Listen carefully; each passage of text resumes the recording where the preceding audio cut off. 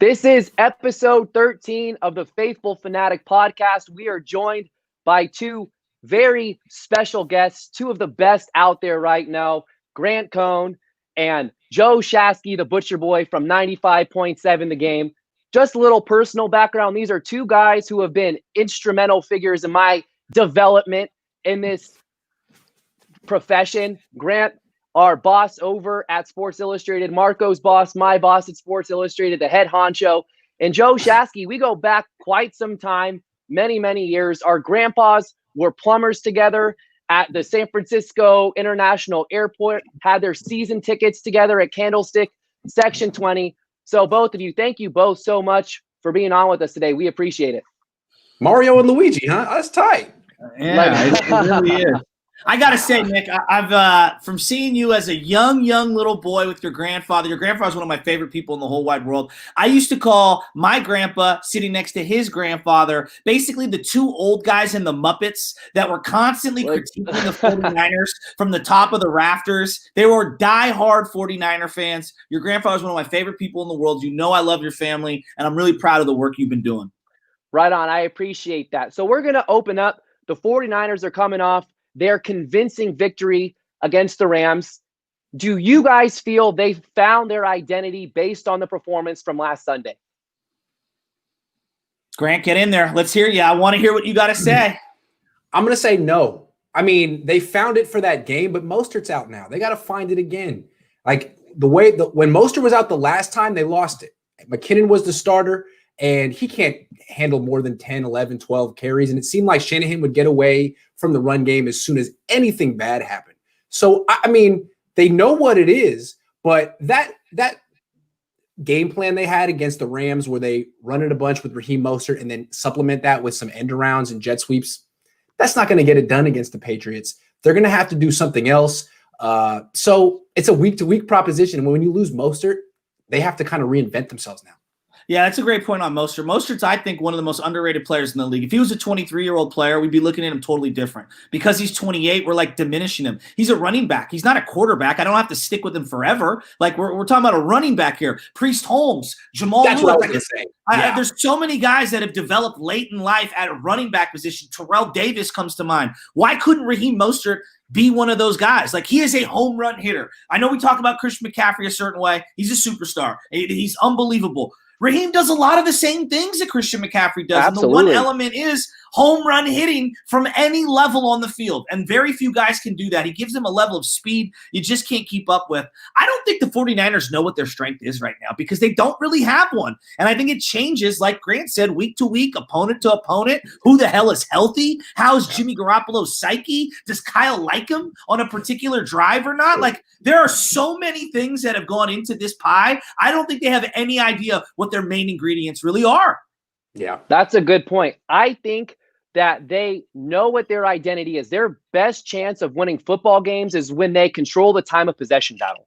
When they're just eating up, having these long drives, sustained drives, and the short area passing game, getting the playmakers the ball early and in space, that's who they are. Jimmy Garoppolo can't go through his progressions. He needs to be decisive. And the way that Kyle Shanahan called the last game against the Rams, I don't see any reason to go away from that game plan until opposing defenses stop that sort of play calling. Get the ball to Deebo Samuel, George Kittle in space, Brandon Ayuk. Just because Raheem Mostert's out, I 100% agree. He may be the most underrated player in the NFL right now. It's insane watching Jerick McKinnon, Jeff Wilson Jr. trying to pick up where Mostert leaves off, which is why I think this team needs to turn to JaMychal Hasty and allow him to be the featured back on first and second down. Let him put the 49ers in second and third and manageable, because what Jerick McKinnon does is he'll pick up a yard or two on first down. He puts the 49ers behind the eight ball as far as moving the chains. And that's why Raheem Mostert is such a crucial part to this offense. And I would say that he's more valuable than George Kittle in the sense Kyle Shanahan can't game plan Raheem Mostert's speed. He can make up not having George Kittle in certain ways, but Raheem Mostert's a huge hit.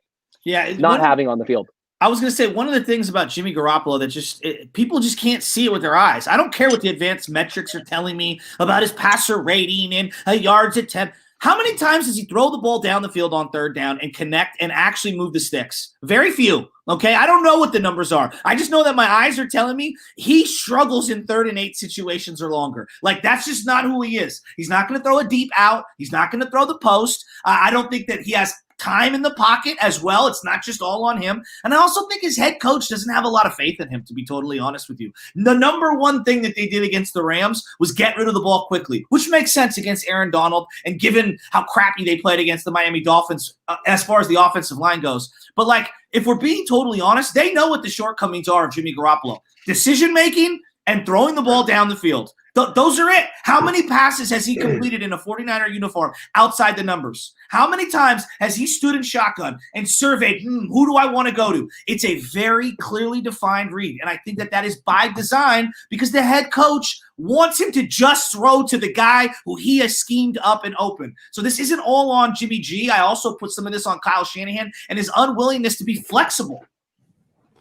We're coming out hard really, really quick. They might win this weekend. They won last weekend. Look, here's the thing. The original question was the identity of the offense. And I think what's interesting is they don't have one. They have injuries have kind of prevented them from having an identity. And what's interesting, they found a way to win last week. Like, you're not going to win more than one game with 8 shovel passes like that. But they did it. Great point. And that's dope as hell. Like, they did it. And now they have to find a new way to win a game. And that's like a new challenge. And I think they have the talent and the brains at in the coaching staff to pull this off. But how they win this week, I mean, Belichick's not going to let him run for a victory. He's not going to let him throw to Kittle 15 times. Like, they're going to have to win in a totally new way. And I think they can, but it's a big challenge for him. I mean, Marco, you got to get a word in here. Marco, I was just going to ask him a question. If you were saying, like, if you were crafting the game plan for offense again in this game, like, what would the identity be? What would you want to establish straight out against the Patriots? Well, first of all, Bill Belichick's going to run a 6-1, take away the run. He's going to take away George Kittle. So you're going to have to figure out how to scheme someone else open and allow Jimmy to finally let the ball loose. Because at the end of the day, when the Patriots played the Rams in the Super Bowl, what did the Patriots do? Took away the run game. Forced them to have their quarterback beat him. And not just the run game. The run game, the jet sweeps, the end arounds, all that stuff. Like, you can't do that anymore. But let's also, pump the brakes real quick on it, comparing them to a couple years ago. There's no Dante Hightower. He's opted out. There's no Kyle Van Noy. They're missing linebackers. Their linebackers are garbage. If you're asking me right now, they are garbage. And I really believe this they're going to take away George Kittle. They took away Darren Waller because there was no Henry Ruggs, and Hunter Renfrow was their number one weapon. All right, it's very easy to take away targets when you don't have other guys on the outside. I think George Kittle's going to feast in this game. I absolutely do. It's the only way that they're going to win. They need to get him the rock early and often and use his physicality. It's going to be an ugly game. They should win this game. The Patriots are so reliant on Cam Newton and the short passing game and the run game. They are very, very predictable, and I just don't think he's that great of a player anymore.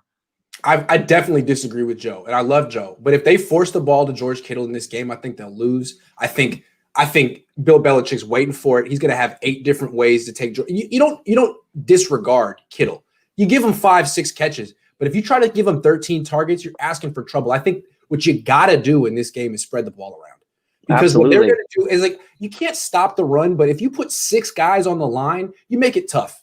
And if you bracket Kittle, you make it tough. But what you're doing is giving a green light for the rest of the offense. Like, I'm daring you to throw to McKinnon. I'm daring you to throw to Juszczyk or Dwelly. It's like, all right, take them up on that, because those guys are quality players. You don't have to force the ball to Kittle to win this game. I really don't think you do. Well, the thing that I keep looking at and I keep going back to is I saw DK Metcalf just absolutely expose Stephon Gilmore. I just don't think the 49ers, A, trust their quarterback to do that, and B, trust any of their wide receivers to contest this guy. I mean, Stephon Gilmore is the best corner in the game. I think it's without a debate, right? I know he looked bad against DK. He is. He's a superstar. He is. So if I'm trying to exploit what the softest part of New England is, it's that linebacker play. I'm trying to stretch them, do a lot of crossing routes, which is where Kittle kills. And if McCourty wants to guard him one-on-one, I'm running McCourty over if I'm George Kittle. No, you're right. It's you got to attack these linebackers in pass coverage. Yes. And I think you can do it with Juszczyk. You can Which do it is with fair. McKinnon. You can do it with Jeff Wilson Jr. and Dwelly. And of course, you got to get Kittle his targets, but you pick your spots. And I'm telling you, if you force the ball to Debo or Brandon Ayuk, Jimmy's going to get picked. If you watch McCourty and Gilmore, these guys are better than almost every wide receiver they go up against. You've got to be careful. And the thing is, Jimmy doesn't want to throw outside anyway. You don't have to just throw to use check. He's right there. The thing is, if Bill Belichick knows Jimmy Garoppolo and his inabilities, he knows I'm just going to stack the inside and not allow Jimmy to throw inside the numbers. I'm going to force him to make that out route, those routes that he can't throw. So that's the thing with Bill Belichick. He knows Jimmy Garoppolo better than Kyle Shanahan knows him. Yeah, and real quick, Brian Flores is Bill Belichick's guy. Brian Flores knocked Jimmy Garoppolo out of that game by halftime. It's going to be tough. Go ahead, Joe. It is going to be tough. Well, I'm going to chime in here. I think they just got to continue a similar structure as to what they did last week against the Rams. Like that first drive where Raheem Mostert, who's out this week, Brandon Ayuk, Deebo Samuel, George Kittle, they all had designed plays for them. And just that mentality of getting those guys involved, getting them the ball quickly and letting them go to work, I don't see any reason to switch that up against the Patriots. I hear you on that one, but they just need to not hand the ball off to McKinnon between the tackles. That's just not who he is anymore. I mean, we saw it in the game. They should have put the Rams away. I was frustrated watching that game. To me, that felt like a combination of, oh, my God, we're missing our best player. Oh, my God, I don't want to lose this game. Can we just not have a turnover, like a backbreaking one on our side of the field? Can we just kick the ball over there and maybe we'll score a field goal late? And the Jimmy run really sealed the game. I mean, let's be honest. If he doesn't get that run, I don't know if they're in field goal range for Robbie Gould to kick that field goal. That was a hell of a run. I was worried that he dropped the shoulder there. But like Kyle has to put teams away. It drives me nuts. They had an opportunity to really blow the LA Rams, and he waited too long to go to the young man, number 38, the kid that I'm actually rooting for. What's his name? God, I can't even think of his name. JaMycal Hasty. JaMycal Hasty. He reminds me a lot of Kendall Hunter. I don't know if you remember Kendall Hunter, Grant, but he's got I think he's better than that. I do too. I remember He's more Kendall physical. Hunter. But he's got that little wiggle. He's terrific at getting outside the tackles. Yes. This kid can run between the tackles. He runs hard for a little guy. And the jump cut, the vision, and then he came down. He got a big 6-7 yards late in that game. Like, let's be real. That game was a one-possession game. It might have been a 10, 11-point game. It was a one-possession game, and I was nervous. Weren't you guys? Yep.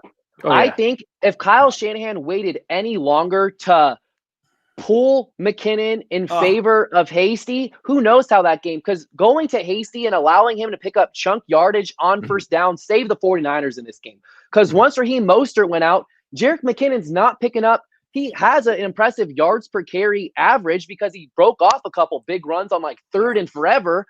And it's an inflated number. It truly is. On first down, I'm very curious as to what Jerick McKinnon's yards per attempt is. Because keep talking. I'll get it for you. Michael Hasty, as soon as he entered that game, he's picking up 5, 6, 7 yards on first down, putting the 49ers 9 yards in his first carry, Nick. 9 yards in his first carry. That's what I'm talking about. And that's why this game, you need to feature JaMycal Hasty as the lead back. He should get the bulk of the carries. I've seen Jeff Wilson Jr. outside catching screen passes, and when he's near the end zone as a goal line back, he hasn't done much enough to impress me. I think JaMycal Hasty is who this team needs to turn to. Yo, real quick. And then, Joe, you're up. I got the splits for you, all right? Jerick McKinnon by down is hilarious. You were so right on. First down, 3.8 yards per carry. That's terrible. Second down, 2.3 yards per carry. Third down, can you freaking guess? Like 40 yards a carry. 17.6. Oh, my God. So he's living off of 5 carries on third down. That 150-yarder. Go ahead. No, go ahead. This is the part that drives me nuts. I love Kyle. He's brilliant. He is. He's a brilliant guy. He's almost too cute for his own good. We never talk about coaches having skill sets, but like they get worse and get better and they have deficiencies. We never talk about them the way we talk about players. Is Andy Reid a better coach today than what he was at 40 years old? No doubt. Is Vic Fangio a better coach today than he was in 1995? No doubt. People Exactly. But also guys have blind spots. And I think one of Kyle's blind spots, which it drives me nuts, is he wants to prove that his roster decisions are valid. Hey, Tevin Coleman is that dude. Ooh, I'm telling you, Trent Taylor, Dante Pettis, I'm going to make them something. And it drives me insane. This is who Jerick McKinnon is. He's a slower Kevin Falk. That's what he should be used as. Out of the backfield, angle routes. You're using him in the passing game. I'm not handing him the ball between the tackles. Know a man's strengths. Know his weaknesses. Stop trying to prove something to me. Like, I don't know why they are so hell-bent on handing him the ball off between the tackles. No, I actually – go ahead, Marco, because Marco, say it. What it is Kyle's ego, man. He wants to be right on Jerick McKinnon. Like, bro, just give it up. Hold on. There's that. But to me, what I see from McKinnon is what I see from Coleman. They don't have the burst to get outside. No juice. They don't. And so you got to run them somewhere if they're on the freaking team. And so that's between the tackles. And they're not – I mean, I'd rather have Frank Gore between the tackles at this point. But like Terry Kirby at the end of his career, did he get handoffs between the tackles? No. You knew when he was out there, they're throwing him the ball. That's the only thing he's out there for. Who was the kid, James White? Did he ever get handoffs between the tackles? No. It was like he's going to stand next to Brady, and they're literally the whole stadium knows he's only going to catch the checkoffs, the check downs, and all the little dump offs. Like, you don't have to get too cute. We know what someone can do. Just keep them in that role. And that's what Belichick does so brilliantly. He minimizes what you can't do, and he maximizes what you can. Real quick, my problem with McKinnon as a first down runner is he tiptoes to the line of scrimmage. If the hole isn't there, he slows down. Hasty hits it hard. I mean, Breida hit it hard. Mostert hits it hard. That's what you need on first down. Well, and I think we're getting away from one of my frustrations is that if you just look, we've made so much about the Rams and how they've allocated money over the last couple of years. But if you break it down, 7 of their top 9 guys, and it's 7 in a row from 1 through 7, the highest paid guys, are actually their top 7 best players. Like, if we're really breaking that down, I know they had some dead cap money with Todd Gurley and Brandon Cooks. They've moved off those guys. If you look at the 49ers, you can make an argument 6 of the top 9 guys that they've paid are just garbage salaries. I mean, if you just look at them, they're just bad value, right? And so the handful of guys who aren't – it's not even him. Weston Richburg, Jimmy Garoppolo. Like, just go right down the list. D Ford, the guy's just MIA. Like, D Ford just smoked that money right down the drain. I mean, it was just gone. I mean, literally gone. But his sack rate when he's out there, he never plays. It drives me insane. Tevin Coleman, I like the guy. I don't like him at $4.2 million. Like, I'm sorry. Like, it just there's value, you know. And this goes back to Kyle. He evaluates certain people. And it's like, this is my guy. I'm going to prove to you how great this dude is. It's like, man, if that guy can't get on the field, you are literally wasting money in a salary cap league. And their saving grace is how well they develop undrafted players every time. Like real quick. Like, can we finally be honest about Solomon Thomas? Like, people have been really nice about him for last 3 years. Like, they're like, yo, he's not. You can't call him a bust yet. Like, hey, he's had personal turmoil. Hey, no, he freaking sucks. He should have been cut a long time ago. And now that he's gone, and you see some people that haven't been able to get an opportunity because he's been on the field, like Kevin Givens, it's like, whoa, this guy is not good enough. He should not be in the NFL. It's not his fault that he was the 3rd pick in the draft. But let's be honest here. He's one of the worst first-round picks in a long freaking time. I think it's time to stop being nice. We ripped Junior Bryant during the 90s. You guys probably don't remember, but it was Reggie McGrew, so many different guys. I mean, freaking Andre Carter, who had like a 13-year NFL career. Way better than him. And here's the thing. This is the part that drives me nuts on the personal stuff. We all have personal things in our family life. I'm not trying to say mine or yours is more difficult than his. Everyone in every walk of life is dealing with things outside of the workplace. You got to go and show up. No one cares about that. And this is the cold reality of the real world, is that we all have got crap going on at home. I don't talk about my crap, and I don't expect people to really care about my crap. Are you performing or not? I hate to be so blunt about it, but that's the real world. But just to be fair to Solomon, he never used it as an excuse. No, I didn't say he did. No, I know you didn't. I know you didn't. But I'm just saying what bothered me is that I sound cold. The Niners used it as an excuse. I agree. They were like, don't call him a bust. Yeah, it's like, don't use that as an excuse. You picked him. He's a bust. He didn't pick himself. Don't you dare try to use his family problems as like a buffer to like shield you from criticism. It's not his criticism. It's your criticism. You picked him. So that's what I was like, oh, hey, come on. Let's give him some changes. Let's hop into some John Lynch draft picks here, because we're talking about Solomon Thomas as a bust. We're talking about the undrafted free agents, which has been his saving grace, I would go as far as to say. Because if you look at John Lynch in the early rounds, 2017, his first 4 or 5 picks were Solomon Thomas, Reuben Foster, CJ Beathard, Akello Witherspoon, and Joe Williams. Those are 5 guys that don't contribute to the football team this year. 2018, Mike McGlinchey, Dante Pettis, and then you struck and hit gold on Fred Warner. The next pick, Tarvarius Moore in the 3rd round. Get that guy on the field. Make it a priority to develop Tarvarius Moore. 2019, you hit Nick Bosa because Kyler Murray decides to play football instead of baseball. And then who's 2nd round? Deebo Samuel. But you missed on DK. I can argue you missed on DK. And I love Deebo. Yeah. I love Deebo. I'm just saying, you can make an argument that they whiffed on DK.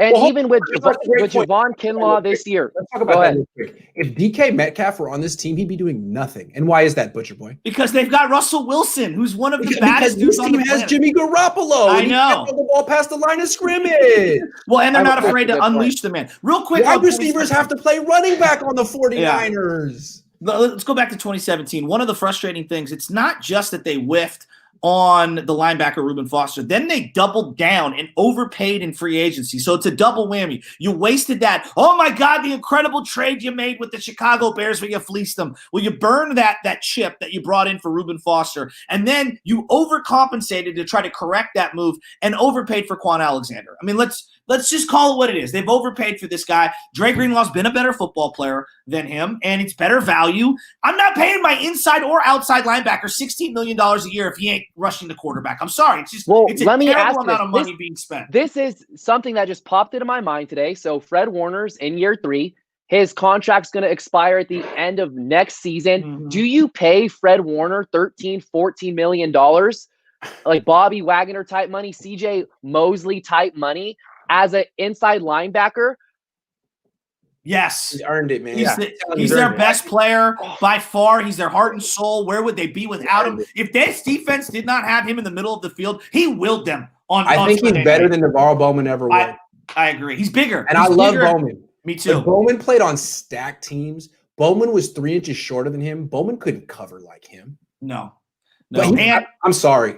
And he's taking his game to a next level every year. That's something I look at. Like when I look at like the progression of players, Solomon Thomas, Dante Pettis, they never got better from year 1 to 2 to 3. Like literally the same exact player, if not worse. I look at Fred Warner. He's added elements to his game. Burst.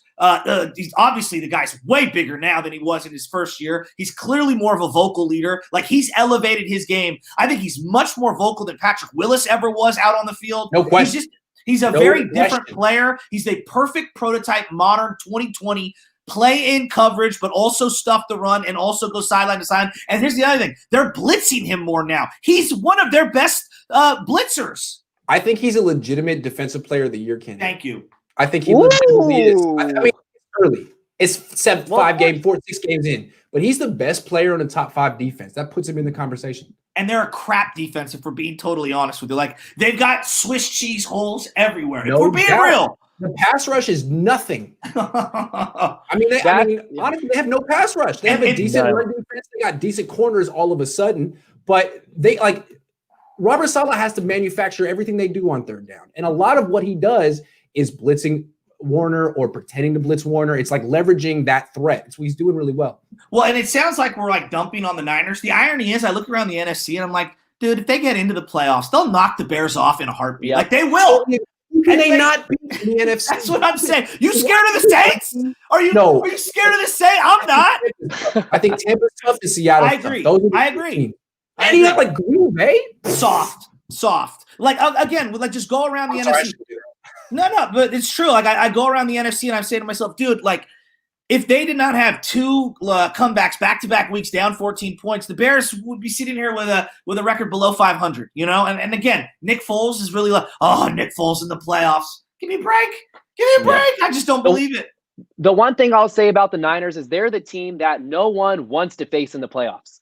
They're the NFC reigning champions. If they make the playoffs, no one's going to be jumping with joy that they're going up against the Niners unless some more catastrophic injuries happen. Especially if Mostert's healthy. Exactly. That Garoppolo's playing right now, dude, it's hard to pick the Niners to win. Because I got a question for both of you guys on Jimmy Garoppolo after this. Yeah, go ahead, Marco. We've been talking about how Jimmy Garoppolo is the deficiency of this offense. What's your guys' plan moving forward with Jimmy Garoppolo? Let me just question.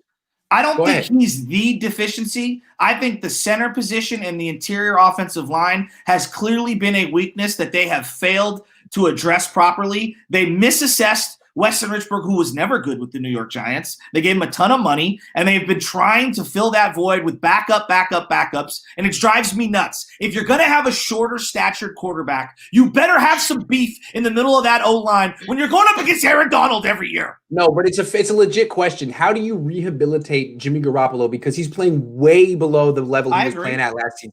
So what do you do as a head coach?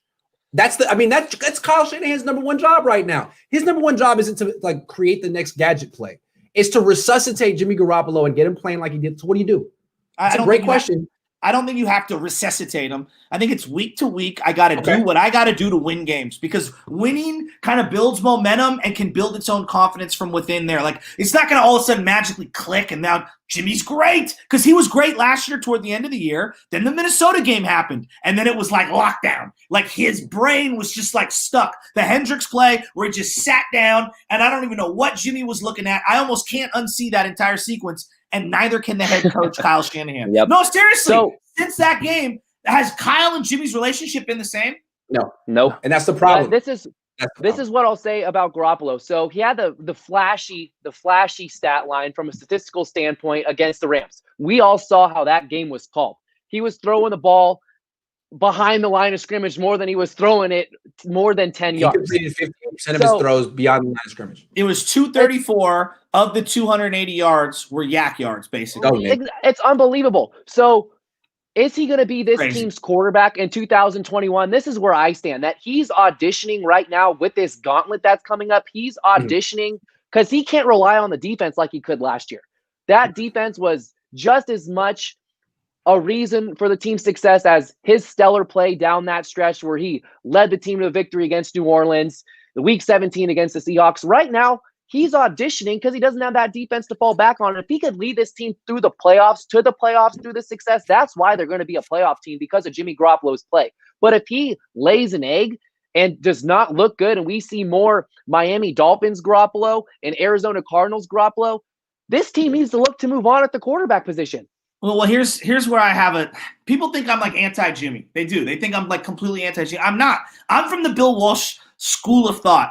I'm drafting a quarterback just about every single year. Like, yes, I could still keep Jimmy. I know the numbers and the amount of money he's making. It's a tough pill to swallow. It would be a difficult check for me to write. I'm being honest with you. I would have a very difficult time writing the check to Jimmy Garoppolo. But why can't I draft somebody and sit him on the bench for a year and have that guy learn? Don't just throw him to the wolves. Like, have them learn and do what Miami's doing with Ryan Fitzpatrick right now. Hey, your time's done. We got to see what we have in this young man. I'm over it. Like, you can do both. You can try to rehabilitate Jimmy Garoppolo while also trying to find the next dude. That's what I think a lot of the smart organizations are doing. How about this for a developmental quarterback, Zach Wilson? I saw you tweet about him last week, BYU quarterback, a mobile quarterback who's like a Taysom Hill who could actually play the quarterback position, a guy that is elusive. I hate him. Yeah, don't say Taysom Hill. I hate Taysom Hill. I was trying to draw the BYU comparison in Trey Lance, but you have to spend first round draft capital on Trey Lance, and this team might not have the depth to afford to draft a quarterback in the first round unless you know that's your quarterback of the future and you're 100% sold on him. But a guy like Zach Wilson intrigues me just based on the fact that he's mobile. He makes sound decisions. You guys are tripping, dude. You guys are tripping. You guys are acting like you don't know Kyle Shanahan.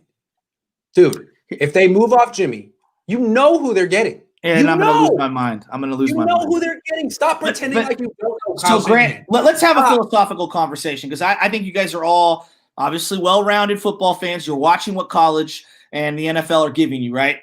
The NFL takes what college has available, and that's what they draft. Look what they're drafting in the first round. 3 and 4 to 1 based on every draft over the last 5 years. Defensive linemen, to offensive linemen. There have never been more elite defensive linemen in the league than right now. Like, that is what college is giving you right now. They're not giving you refined offensive linemen, right? We all agree, okay? Yep. Never has it been more imperative to extend a play and learn how to make plays outside of structure in the quarterback era than right now. Why? Because every defensive line has one or two guys who can make unbelievable plays a half dozen times to a dozen times a game. And so this whole pocket quarterback thing, even just 4 and 5 years ago, made total sense. But now I am so over it. I used to think, you have to be a pocket guy. Now all the guys coming into the league, Lamar is still learning it because he's different. All the guys like Kyler who are coming into the league now, they make plays inside of structure from within the pocket, and then they go that extra level and can make plays outside of structure. And if you can't do that, you almost are a non-functional quarterback in today's day and age. That's where I'm getting. I totally agree. But guys. I know. If Jimmy Kyle has to Garoppolo is the evolve. quarterback next year, it's going to be Kirk Cousins. I'm sorry. Let me tell you why it doesn't happen. That's how Kyle is. You know it. You know it.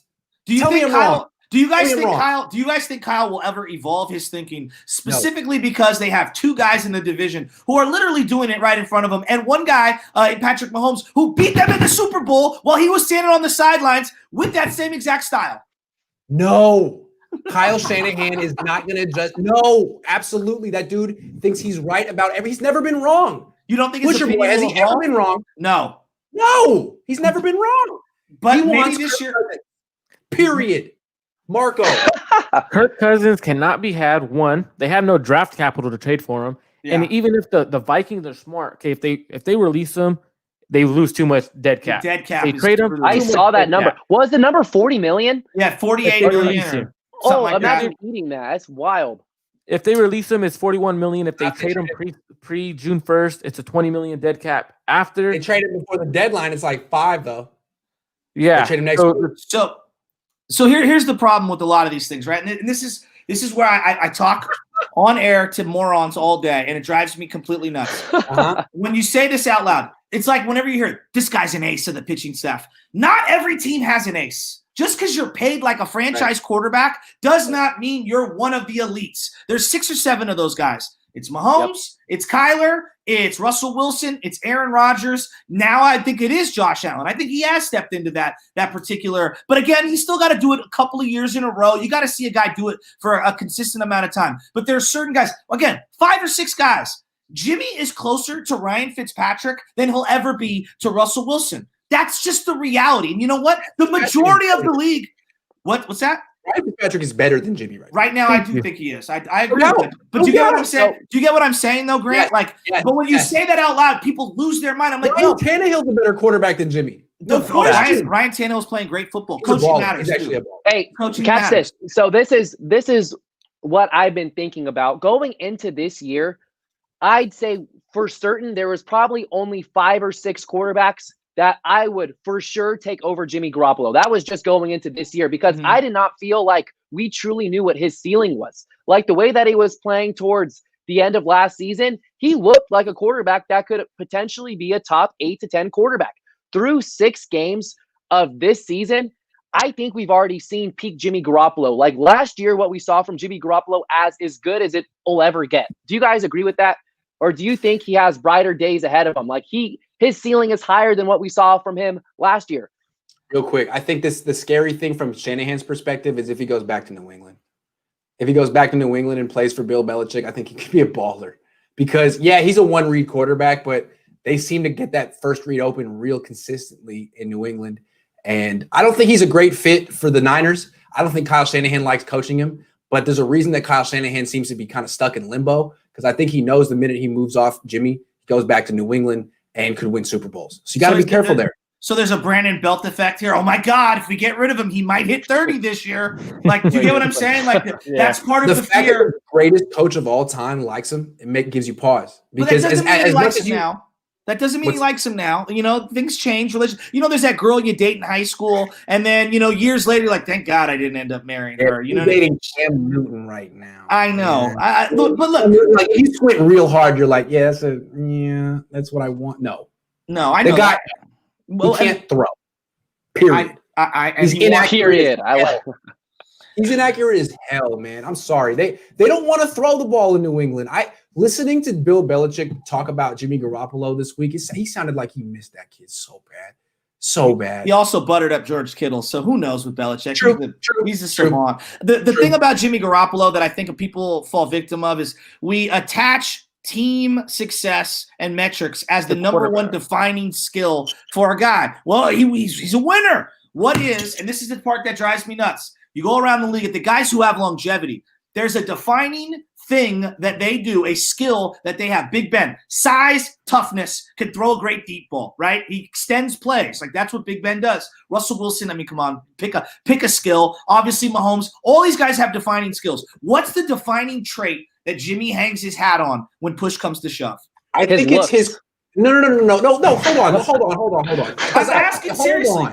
I'm asking seriously. Wait. He's better than that. I think it's his quarterback temperament. It's his demeanor. I mean, Belichick's talked about it a lot. Shanahan's talked about it a lot. The kid, he's a little unflappable. He has no ego. He's one of the guys. All of his teammates respect him. There is something about his demeanor that is like, compare it to Kirk Cousins. No one likes that guy. No. He's awful. Yeah. And we all know it. Jimmy, Jimmy has deficiencies, but everyone likes Jimmy. I mean, no one's ever, hey, Jimmy's a jerk. Jimmy's a me guy. Nah, he's a team dude. So that's him.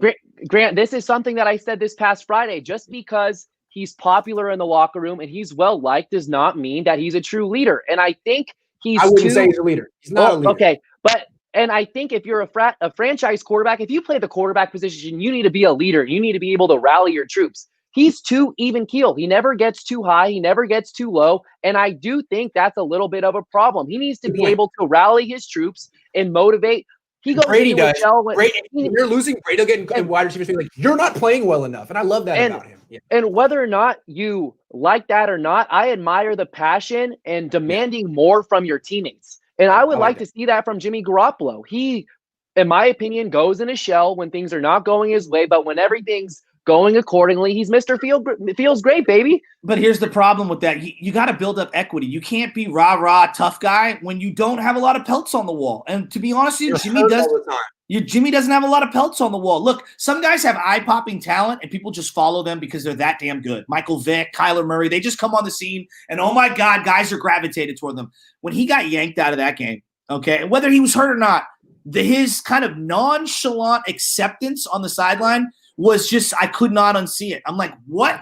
Could you imagine Russell Wilson or Aaron Rodgers being yanked from a game by their head coach and just standing there on the sidelines, just taking it? Even if they were hurt, even if you would have to drag Patrick Mahomes. The guy tore his patella tendon or whatever the hell it was, dislocated his knee, and he couldn't wait to get back out on the field. Like, I hear you on the temperament thing. That's also a detriment for me when it comes to him because he was just content taking it. He just took it. I just feel like we're really dumping on him, and I love dumping on Jimmy Garoppolo. It's my favorite thing to do. But I mean, there's got to be a balance here because he's not a terrible quarterback. No, he's more complicated than that. No, he's not. But here's the problem. Yeah. I don't settle for mediocrity at the most important position in sports. Like, you definitely don't spend $27 million. That's the thing. Look, he's not the 11th man on the Kings. He's the starting freaking quarterback for the San Francisco 49ers. All right? One of the blue blood organizations of the NFL. They need him to play like a damn freaking franchise quarterback. When you pay a guy $28 million and you write that check, you expect certain things. This is the same question that they're having in Dallas with Dak Prescott. These are the same questions they're having in Philadelphia with Carson Wentz. Better than Jimmy before and so's Carson Wentz. And so's Carson Wentz. And he wills his team with a bunch of practice squad players out there. Again, he's got playmakers. He's got a left tackle, okay? Whether Trent's played good or bad, he's got one of the what we deem to be better left tackles. He's got an all-world tight end. He's got two high-drafted playmaking wide receivers and an elite running game. This is not the Alex Smith 49ers. What he doesn't have is a coach who believes in him. And that's tough. That's tough because you think about it. That's what Alex Smith didn't have. And when Jim Harbaugh came here, the first thing he did was be like, I believe in you. And in New England, Bill Belichick was real clear. I believe in you. You come over here and Kyle's like, I don't know about you, buddy. That's a good point. Good point. That's tough. Yep. And I'm telling you, that's from Kyle's perspective. You can be hard on Jimmy and you cut him and he goes back to New England and Bill Belichick gets in his ear. Hey, man, forget Kyle. You're great. I love you. I'm better than Kyle. I know more than Kyle. And he gets him believing in himself again. I'd be scared because you know what Jimmy can do when he's feeling himself. You got to be careful with this kid. He doesn't fit the Niners offense that well. He fits New England's offense. But the Niners have won a lot of games with him. They better be real careful. If the solution is get rid of him and bring in Kirk Cousins, that ain't it. Yeah, it has to be an upgrade. It has to be an upgrade. Where I stand with Garoppolo.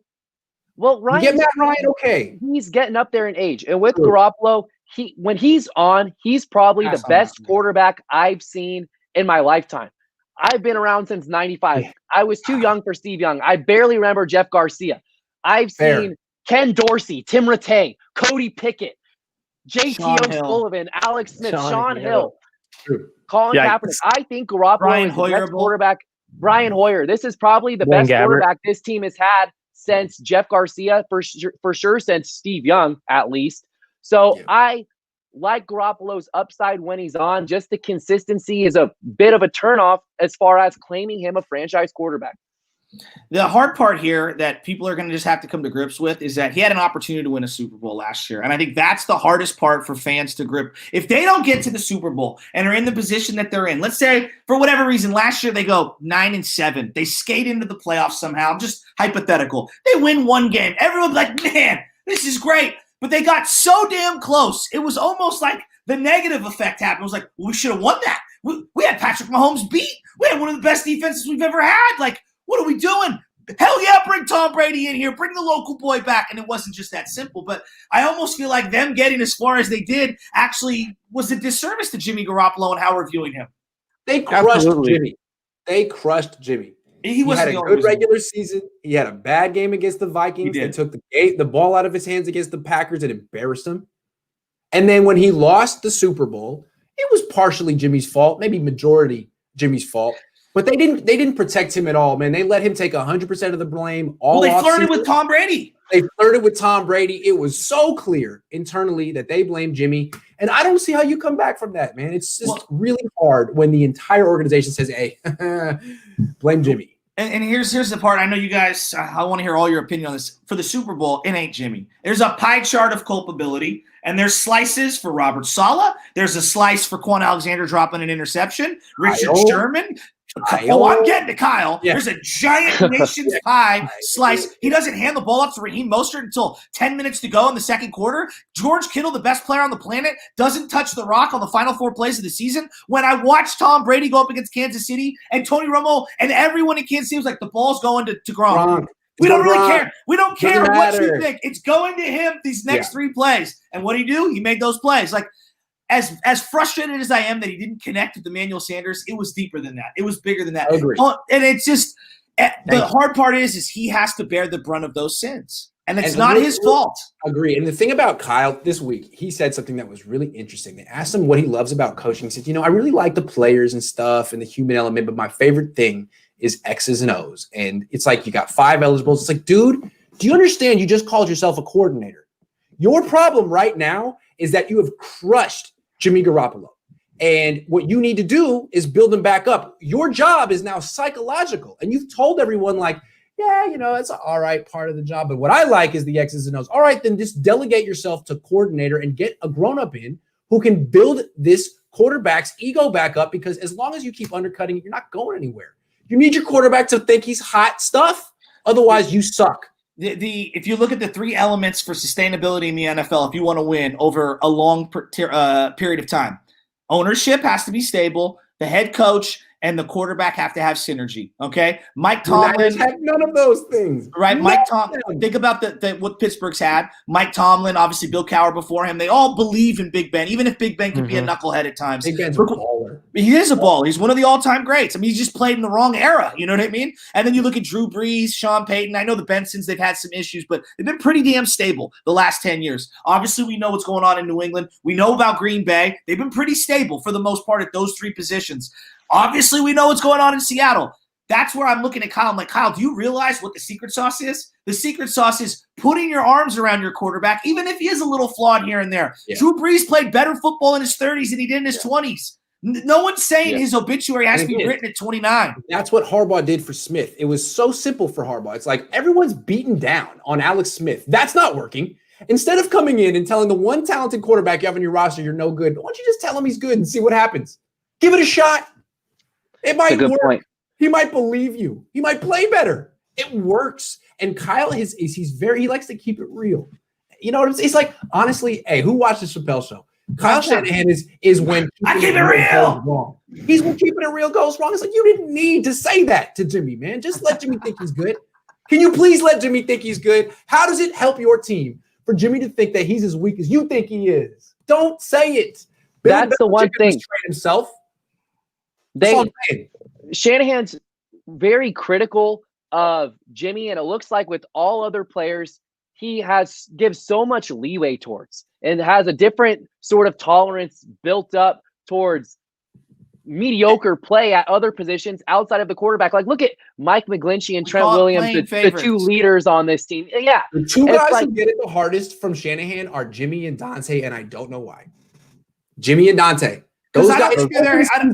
Because I don't think they're his guys. I think those are John Lynch's guys. I think John Lynch forced those two on him. Not forced, but you know what I'm saying? Was like, hey, you got to make this work. I really do. Look, and here's the thing. We've been just crushing Jimmy. That's not even their problem this year. Yes, Jimmy being hurt, not playing well, it's not helping. But this problem this year is they made some horrible personnel decisions financially, and it's come to roost this year. Cohn, Weston Richburg, you chose Eric Armstead instead of DeForest Buckner. You traded for D Ford, and then you're expecting Javon Kinlaw is just terrible value. A 2-down D tackle at 13 overall was just terrible value. You need a center. Take the kid from Michigan. That's what the Saints did. They took Ruiz. Take the center. He will play every down for the next 13 years. And that's the thing.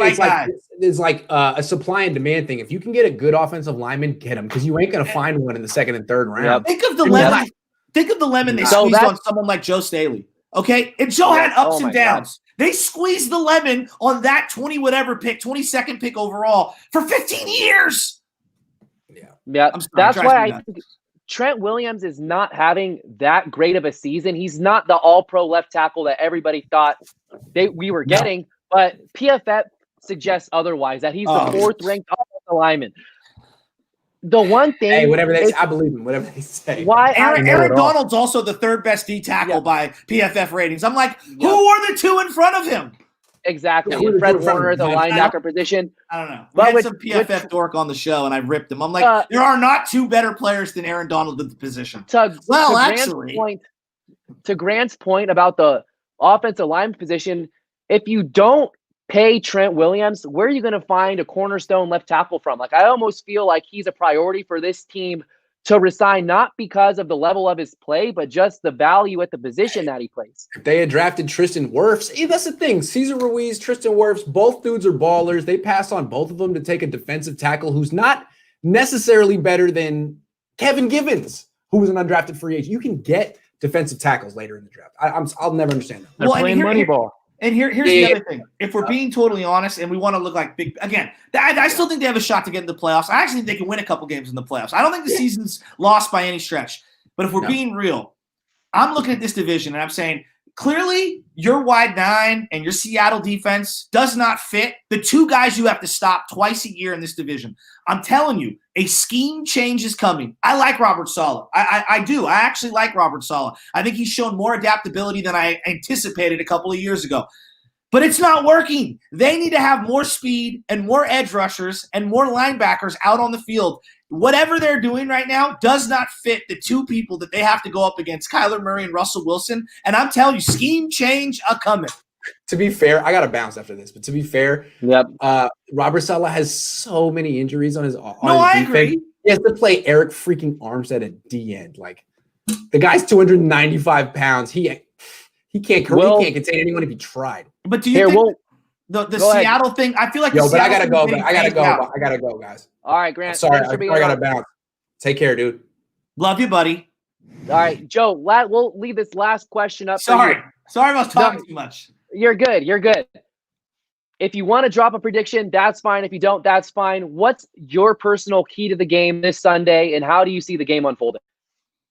They got to stay on schedule. I think time of possession is going to be a huge key for them. I mean, their time of possession is just absolutely massive for them. That's the way they win games, is they just take the air out of the ball. I think this is going to be a low-scoring, sloppy, ugly game, and the key is weapon Cam Newton. There's no doubt about it. My key to the game, the one player if I was picking, is clearly Fred Warner. This is a Fred Warner game. This is a game where he's going to have to go head up with their running backs, with Cam Newton. Everything's going to be short.